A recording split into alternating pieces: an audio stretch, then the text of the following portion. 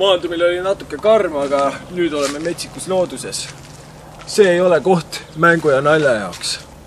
Siin võib kergesti ära eksida. Aga iga aasta eksib üks loll turist iga nädal siin ära. On peaaegu 3 minutit täis ja ma olen täiesti näljas. Ma pean kiiresti midagi sööma, muidu mu kõht hakkab valutama. Kas näete seda? Vaadake sinna.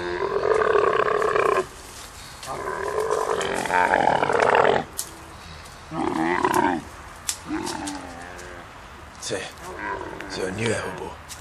Eesti metsade kõige ohtlikum metsajajas. Kui ta meid märkab, see olen ma kuitu. Ma lähen võtan ta toidu ära.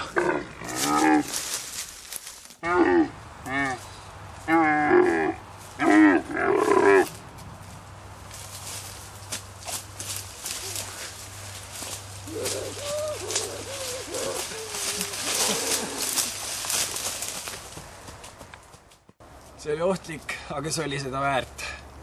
Neid konservköögivilju võib leida igalt poolt, eriti just metsadest.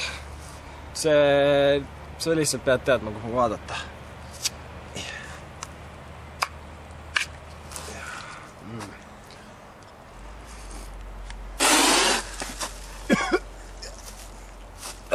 Kohutav, lihtsalt kohutav. See oli kohutav. Õnneks on üks tehnika, mida ma õppisin oma ema, isa, lapselapselt, et sa lihtsalt pead ühe suure sõõmu võtma ja palju parem. Põlisrahvad kasutasid seda tehnikat, et ammutada poolt mineraale ja vitamiine, sest pool maitsest on lõhnas. Hea küll, peame liikuma hakkama, pikk tee on veel ees. Ma pean liikuma enne, kui päike loojub, sest ma kardan pimedat.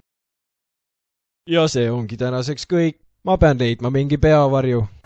On aeg leida endale mingi peavari, sest ma ei tea, millal siin pimedaks läheb. Õnneks on mul, tavaliselt on mul kell kaasas, aga õnneks on mul telefon kaasas. Nii et ma saan seda päikesekellana kasutada. Nii, kell on umbes 10:30 õhtul, nii et ma pean ruttu tegutsema hakkama.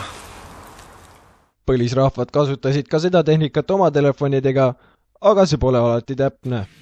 Ma panin mööda peaaegu 6 tundi. Ma pean hoolega töötama, sest päike läheb varsti looja ja ma vajan midagi, mis kaitseks mind teiste röövloomade eest ja tulnukate eest. Olen nüüd 5 tundi tööd teinud ja ma arvan, et mul on piisavalt peavarju, et see öö üle elada, et siin samas. Aga puhkamiseks pole aega, ma pean liikuma hakkama.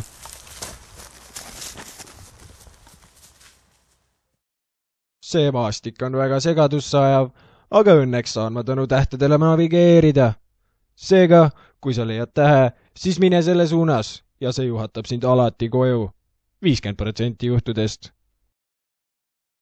Minu kahjuks polnud see üks neist kordadest. Ma olen täiesti eksinud.